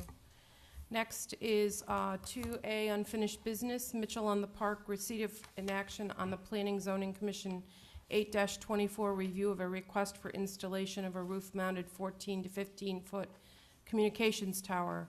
And there was a recommendation to table the item till the November 18th council meeting. So moved. And a second? Second. All those in favor? Aye. Aye. Opposed? Abstentions? Thank you. Next is other business. 4A, November 4th, 2013 Town Council meeting. Cancellation of that meeting. It is the night before the election. Can I have a motion? Motion to cancel the November 4th, 2013 Town Council meeting. And a Second. second? All those in favor signify, or any discussion? All those in favor signify by saying aye. Aye. Opposed? Abstentions? Thank you. 3B is bus shelters, approval of plans by CROG and Connecticut Transit to build new and replacement bus shelters. Can I have a motion? Approval to enter into a partnership with CROG and Connecticut Transit to implement the bus shelter program as proposed and to provide the required 10% match through a combination of cash and in-kind services. And a second? Second. Mr. Town Manager? Thank you, Madam Mayor and Council. Peter Gillespie's here this evening to discuss this issue with you, but CROG has been working for the better part of a decade on a program to not only replace the bus shelters, but develop a process where they can be maintained properly. Currently, right now, the shelters we have are not being maintained other than when they become too dilapidated to stand, we take them down. So Peter's been working with CROG on a program to install new ones and provide for their maintenance, so I'll turn it over to Peter. Good evening, Mayor, Town Councilors, Town Manager. As Jeff indicated, we have been working for quite some time with CROG and Connecticut Transit to figure out a way to affordably replace and install new shelters throughout the community. At this point in time, CROG and Connecticut Transit have targeted some transit enhancement federal funding to do so. They do require, as part of the federal initiative, that we have a local match. They're asking that each community, and there are 7 communities in the region that are participating in this, come up with a 10% match to offset the cost and meet the federal obligation. Our share in that match would be roughly $17,500. They have provided us with the option of providing that match through a combination of cash and in-kind services. The in-kind services could consist of assistance from the Public Works Department to Physical Services Department to demolish and prepare the sites for the shelters, and also match from the engineering department and my department to secure permits, approvals, and designs to do that. So we're in the process of having that conversation with them as to exactly what our hourly rates would be and what the total match would be. And then if there is a balance, we would look to see if we could come up with some cash to offset that cost. In our particular case, we are looking at 9 shelters throughout the community. 5, if I remember right, are replacement for our new shelters. In your packet, there are some suggestions on what the shelters could look like. They're pretty standard-looking bus shelters, nothing particularly fancy. One of the wrinkles and one of the ways that they will fund the long-term maintenance, and just in terms of the maintenance, the town would not have any obligation in terms of the maintenance. The maintenance would be performed by Connecticut Transit, and when I say maintenance, we're talking about any graffiti removal, snow plowing, repairs to the shelters, pretty much any maintenance that's involved. Those costs would be assumed by Connecticut Transit.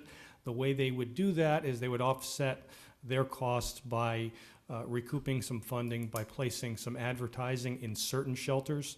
In our particular case, Most of the shelters are going to be located in commercial areas, primarily the Celestine Highway. So the thought is to allow advertising with limitations in those locations throughout the community to offset the costs of that. In your packet, there's also some standards in there about limitations on the advertising, how the advertising would be solicited, but they think that's an effective way to offset the maintenance costs. We still have to work out those details with the Planning and Zoning Commission, so we have to go through a process to do that. But before I started that process, I wanted to make sure that the council was supportive of the ideas that they are presenting at this point in time. I think in a nutshell, that highlights the main areas of the program at this point in time, and it's taken a long time to get to this point. They put it out to bid several years ago and did not get qualified bidders. This time around, they think they've solved the best way to approach this. I'd be happy to answer any questions if you have them. Questions? Councilor Montanari, then Thanks, Councilor Donna. Cochran. We had the infrastructure, as you know, Peter, and talked about this with the members of infrastructure, and just for the benefit of, before we move on this, one of the concerns I think several of us had was the design of these particular shelters is I guess to characterize it is less than attractive. I guess it's and unfortunately because of the nature of the funding of it through CRCOG, we're a little handcuffed how much influence we can have on it. Still a little concerned about that, and the advertising piece I think you obviously have your arms around, but it might be prudent before we design those restrictions or whatever restrictions we do come up with, that maybe there's a member either of council or some subcommittee that can participate, maybe a member of infrastructure, just because I think there may be an appropriate need for some public input on that. I mean, I think the advertising piece, the physical piece of it in terms of how it looks, we're going to get reaction, I suspect, from the public when they go up, and they're going to say they seem to be less than great. But the advertising piece we have a little control over, so I'm hoping maybe we can do that. So that would be my only other suggestion. Thanks, Peter. I just, in terms of the process, I think once we figure out what our match obligations are, we do plan on coming back to work out the details and provide you with some additional specifics that aren't necessarily available right now. So there will be some additional opportunities, and we will take your comments under consideration as we go forward at this point. Thanks, Peter. Councilor Cochran. Yeah, I haven't taken the bus to work in my early working days. I can appreciate why you need functioning bus shelters for the folks who are on Connecticut Transit. And this has to do with the advertising, which I think you're addressing, but I saw the 9 proposed locations or existing locations that we have, and most of them, are, as you said, are in commercial areas. It seems like there's a few, maybe near the motor vehicle department, and then near Folly Brook and Jordan Lane, which certainly aren't commercial, and they would probably not be appropriate for advertising. Is that your thought pattern? Yeah, we're replacing the shelter down at DMV, which would not have advertising. It's also in the historic district, so we'll have to pursue that approval. And then there's one location up on Folly Brook, which is also in a residential area, and there may be 1 or 2 others that we're going to look at that may not warrant advertising. So we are certainly going to be considerate of the location and the commercial versus residential areas. Okay. Does it, if you had, say, only 5 or so of the shelters with advertising, does this equation still work? I think it does. I mean, we'll be talking, as I said earlier, to them in more detail, because in my mind, there are 1 or 2 that are, probably on the margin, and we may not want to have advertising, so I'll have to talk to them specifically. There are also, I think, ways that we can get our match lowered, so our obligation is less, and that might also help based on the budget that I looked at. So there are certainly some things in play that we will continue to look at. Thank you. Sure.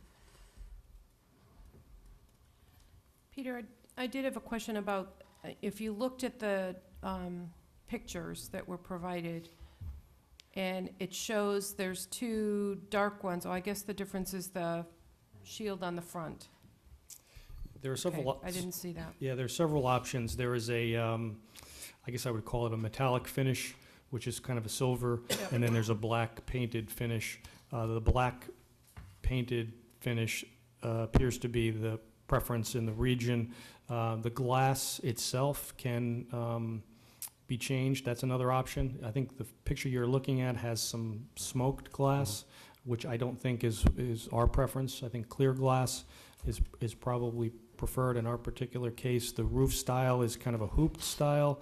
So some of those are kind of fixed, but I still think there's some room. They haven't, as far as I know, picked a specific manufactured design, so there's still some room, I think, for some additional input on that. And, they are bus shelters, so there's not great things we can do with them unless we come up with a custom, architecturally designed style, which will raise the cost substantially. But I think there's still some conversations being held about that. And they do need the front panel to block the snow, so we had looked at an open design, which I think would also have been more attractive, but given our climate, there are also some limitations on, the style of shelters that we should have, particularly as snow and slush and rain gets, knocked up by vehicles into the shelters. So, but as you said earlier, our shelters are in just deplorable condition, and I think the documentation you have shows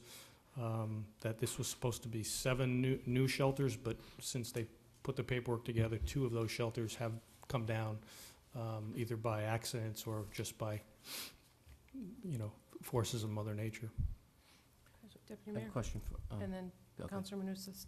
Peter, how about I know I read something on a different topic here, how the graffiti factor and all on these, what is the? That would be part of the maintenance responsibility. They would, if you look at the packet, there's a weekly Right. maintenance I saw provision, and then there's a monthly maintenance schedule as well for the more significant things. But graffiti is, in terms of the agreement, is covered under Connecticut Transit's maintenance responsibilities. If the panels get damaged, they would be replaced, the glass panels themselves, and if the shelter gets, significantly damaged, then they would be dealing with a new and/or replacement shelter as well. I know the city of New York had some kind of panels that nothing kind of sticks to them. I don't know if they're coated, but they get just white. Is that going to be the same here? Or Yeah, there's a standard panel that is, I wouldn't say it's graffiti proof, but it's graffiti resistant, and they do have product that they use to remove graffiti. So there are certain tricks of the trade that they will apply in terms of the maintenance plan. Thank you. Sure. Councilor Manousis? Yeah, if you could just, Peter, what was the revenue impact, or do we know what the revenue impact could be to the town? If we didn't do the advertising? Yeah. No, they didn't put that in there. I think they're looking at it as on a regional level. However, so if we were to, knock out 3 and then every other town did the same, then the numbers might not work. So I think they're looking at it on a regional rather than a town-by-town basis. So based on the early feedback that we gave them in terms of how many shelters we think could afford advertising, they're going forward with certain assumptions. I think if those assumptions are significantly altered, then it may not make sense, but. Right. So then there's some formula that would be a revenue share. There's a bottom line to- somewhere that Right. haven't not been privy to that level of analysis. Yep. So on that same point, as far as the content of the ads, you said we have control. How much control do we really have? They have they're going to establish, sort of rules about certain subject matters that is not going to be permissible, such as, let's say adult content, things like that. I don't know all the details of products such as tobacco and alcohol, but, those general subject areas are the areas that they're going to be, specifically mindful of. Right. So we may or may not necessarily get a I last look at an ad. They're gonna have a documented policy about the advertising content. The individual case-by-case decisions will be made by them, not by us. However, they've kept an option open that if there is something that rises to the level of being offensive to the community, they would be Right. willing to work with us on that. Okay, thank you. Sure. Any other councilor questions? Okay. We have a motion on the floor. All those in favor signify by saying aye.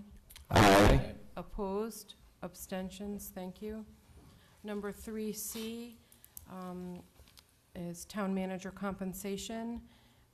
Can I have a motion to, in regards to changing the town manager compensation from $120,000 which has been his base since he began here, to 123,600.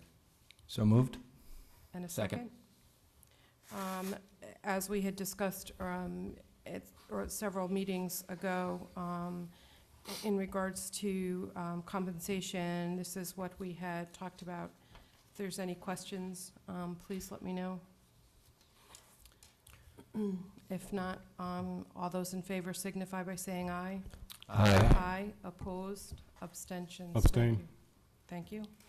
I'd like to make a motion to delete 6A from the agenda. That's Thank the you. meeting minutes that we don't have. And a second? Second. All those in favor signify by saying aye. Aye. Aye. Under number 5, Jim, before we get there, charter revision, introduction of a process to review the town charter. This is a resolution that will be introduced at the next council meeting. Mayor, I have a question around that.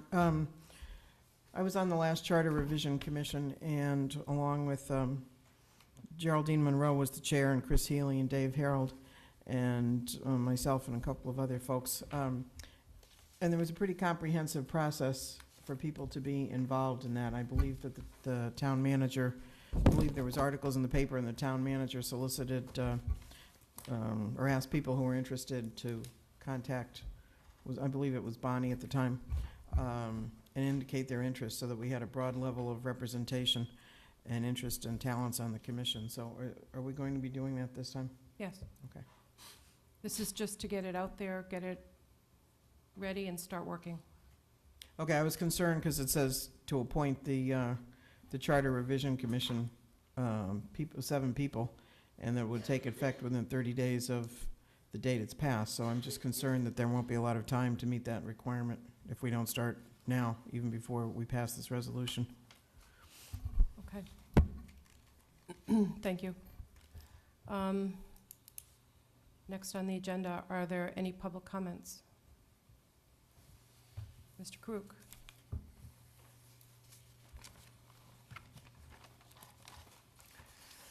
Hello, David Krug, 149 Front Street. I witnessed something I've heard for the last 5 years. I first spoke here 5 years ago, and it was at the Board of Ed. And it was because I heard someone bullying someone on the board. And today I heard it again. This relentless attacking of a volunteer member of the board, who is now running for the town council. That's Mr. Walsh, Martin Walsh, who I know, and I'll tell you one thing, he's a class act. And I heard a speaker here, and I counted on my fingers, at least 8 times attack him. Your 5 minutes are up, your 5 minutes are up. Well, I'll tell you, that's the way it is at all town councils, 5 minutes, that's the standard.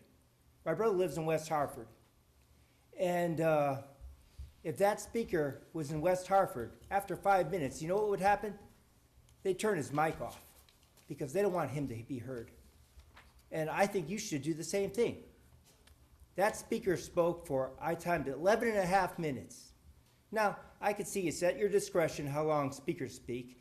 You know, sometimes if there's not too many people in the room, or if someone is speaking about something that's important, you let them speak longer.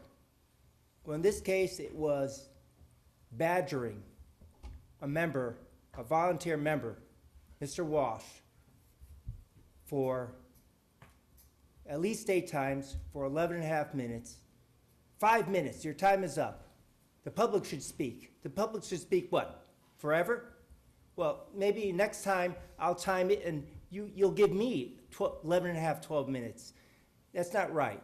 You know, all town councils have a limit on speaking, unless maybe there's not many people there and maybe they're talking about something very important. But I don't think it's appropriate to allow someone to speak that long just to badger someone. And I've seen it happen before. I've seen it happen pretty much every meeting for the last few years, ever since he started saying 5 minutes, 5 minutes. Well, some people, you don't want to hear for more than 5 minutes. And that's the standard in all town councils. Thanks. Thank you, Mr. Krug. Other members of the public wishing to speak? Mr. Walsh?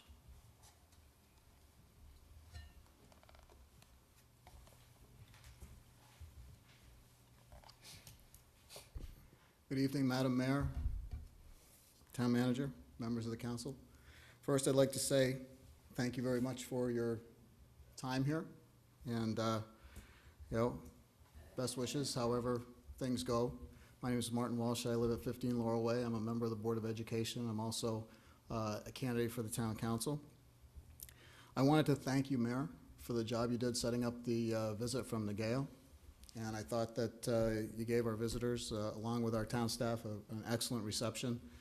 And I just thought it was very classy. Thank you. Thank you. But I did want to just go back to the Board of Ed budget. That's been a topic tonight. And I've been concerned for some time about the communication between both bodies here. And this whole idea of the security director. We spent a lot of time working our budget out. It was not a partisan budget. It was a unanimous budget. We've had unanimous budgets for 2 years in a row. Mr. Cassio told me on 2 separate occasions that he had tried to set up a meeting between the council and the board to discuss the budget before we met, and that he received, just no interest in meeting to talk to us. And when we came before you, you said you had worked out a thoughtful process. We told you that any cuts in our budget would result in a cut of the security director and, unfortunately, too, the curriculum director for mathematics, which we sorely need. We weren't kidding. We felt we had to act as the Board of Education, not the Board of Security. If we had enough money for the security director, we would do it, but education had to come first. I mean, that was a consensus that we reached among all 9 of our members, and that wasn't partisan either. So when it finally came to the vote, and it took 4 votes, it didn't seem like 5 votes actually, it didn't seem like a very thoughtful process. Were you going to cut 325? Were you going to cut 425? What were you going to cut? And when you finally came back out and made the final cut, I mean, it just seemed like you guys were winging it, like you really didn't have any understanding of our budget process at all. It shouldn't be that way. And I'm not, I'm just saying that is not the way that the decision should be made. We incurred about $150,000 in security costs over the course of our budget that we weren't expecting to make. As of January 1st, Mr. Bushy, Mr. Emmett, and our central office staff were pulling money out of the maintenance budget so that we could harden our facilities, make sure all our classroom doors had locks. We had, flexible walls at Hanmer that had to be hardened. So those were all considerations that we had to make. So I just wanted to make you aware of that and to encourage you going forward to communicate better so that we can work together for the community. Thanks. Thank you, Mr. Walsh. Other members, Mr. Young?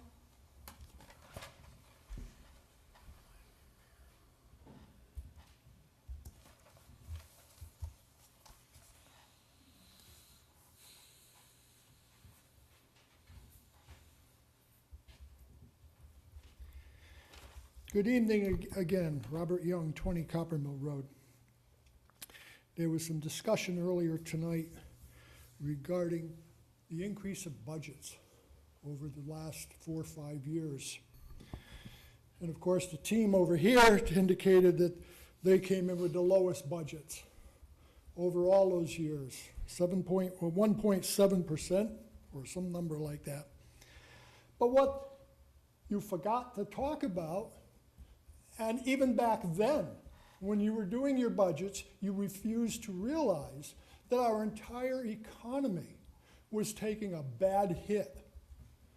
And it's been reported by the Hartford Courant that we lost 9% of our economy due to the recession that started in 2008. But our taxes kept going up. If we lost 9, and I was standing up here saying we should reduce our budget by 10%. I kept saying that, and I know you looked at me like I was crazy. I remember. That's right. But Dan Haar from the Hartford Courant has indicated that we lost 9% over the last we're really into our 5th year, even though they claim the recession is over. The recession is not over. Mr. Council mentioned tonight about the empty houses in town and businesses that were foreclosed on, owned by banks or investors, and sitting there, deteriorating or whatever they're doing, or with the slightest amount of maintenance. We're still in that bad time. And you should have gone and adjusted your budgets those years downwards, whether it was 5% down, 8% down. You should have been down and suffered with the rest of us. Now, there was a lot of people out in this country side of Connecticut and Wethersfield that lost their jobs during this time. We had people that graduated from college that can't find jobs. Young people that graduated from high school that can't find jobs. We have older people that get thrown out of their jobs because they're 50 years old or whatever, and they throw them out in the private industry. Or they find some way of throwing them out and getting rid of them, that they have to come home to their home, wherever that is, and if it's Wethersfield, they're just another person suffering, dollar-wise, in this town. And in order to live here, if they have savings, they take those savings and try to skimp, pay their bills, and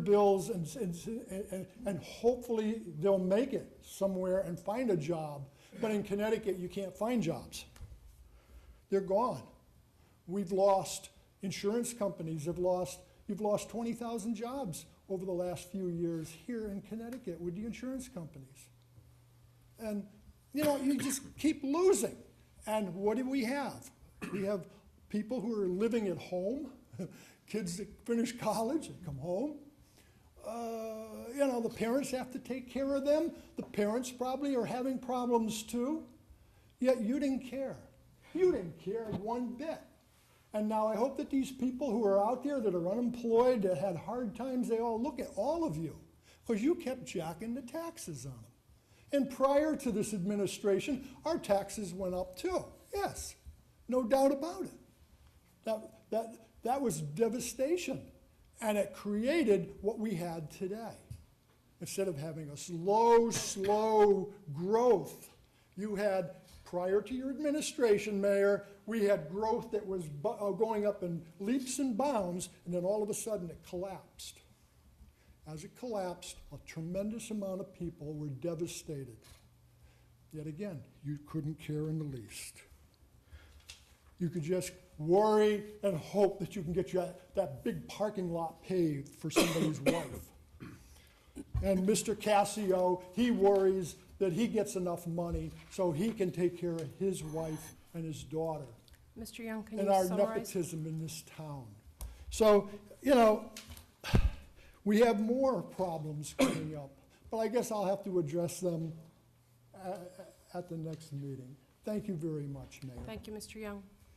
Other members of the public wishing to speak? Mr. Rue?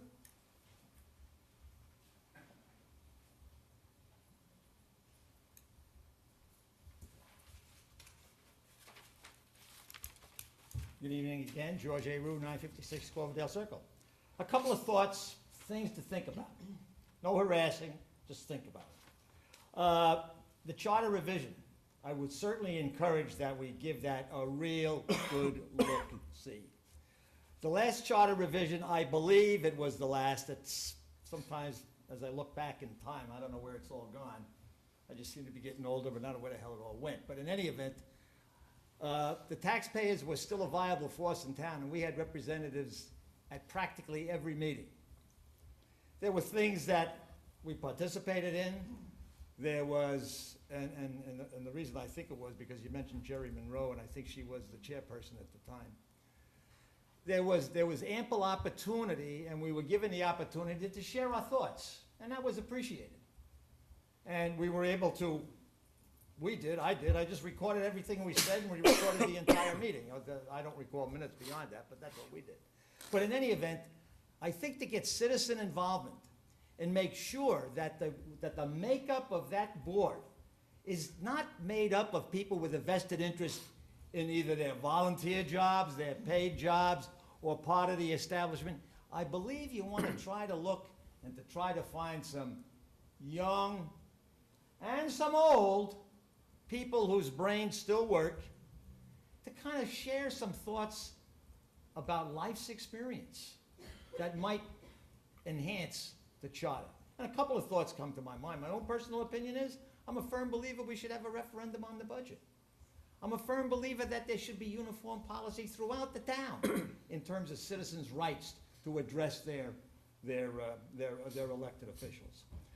I spoke to someone recently and he volunteered. East Hartford has an unlimited amount of time for their people to address their council. And I don't know what it is all over the place. All I know is this is where I live, this is where I want to speak, and that's it. So we share that.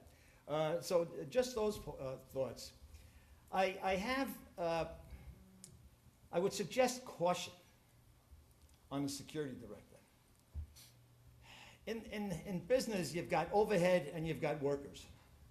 Security directors are sort of overhead.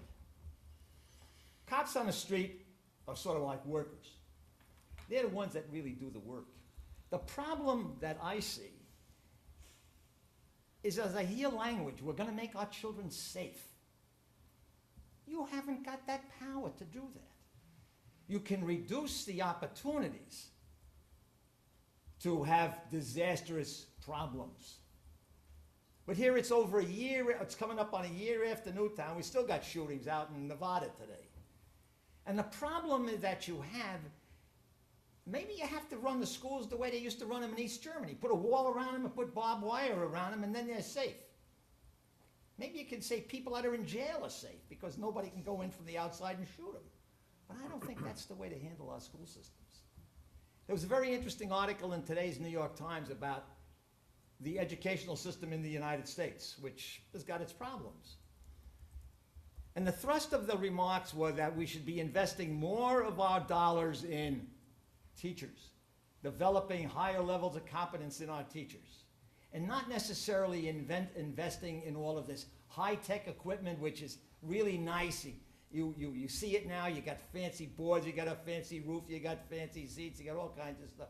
But it doesn't really do much for the education of the children if you do not make the appropriate investment in the quality of the instruction that the teachers get. And I understand it's not the best. I don't know whether that's true or not. So in any way, I had to chuckle a little at Jeff's comment about we always did it that way. It had to do with something about, I don't know, you're complimenting Jim, okay? And your remark, I said to myself, what came to my mind was the Peter principle.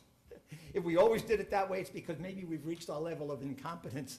And so I had a little fun reading that and studying that. But anyway, I had a chuckle. Mr. Rook, can you summarize? Yeah, I've just got one other quick point, and it was the chart that Jeff mentioned. I happened to look at that chart, I believe it was in Weathersfield Life. And as an engineer, I looked at the trend. And if you take the line and just build it out as it trends, and where it starts to, where the Republicans took over was when the economy was tanking. And my question was, how much of that was related to the economy? It would have continued on that trend line if we didn't do anything, or whether or not our elected officials were doing things that were appropriate and certainly benefited the town. So with that, ladies and gentlemen, I thank you. And once again, we'll see some of you next year after November, and good luck in the election and see what happens. Thank you, Mr. Kopp.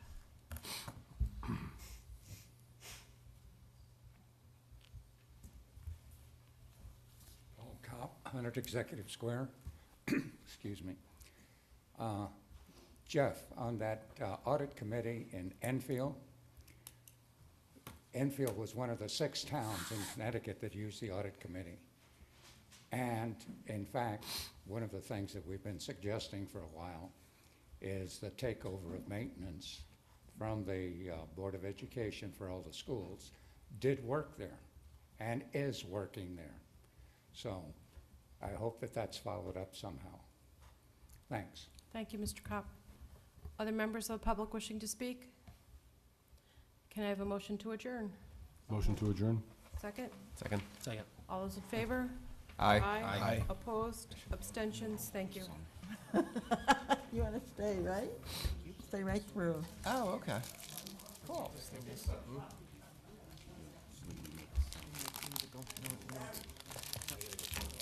Thank you. Somewhere. Martin?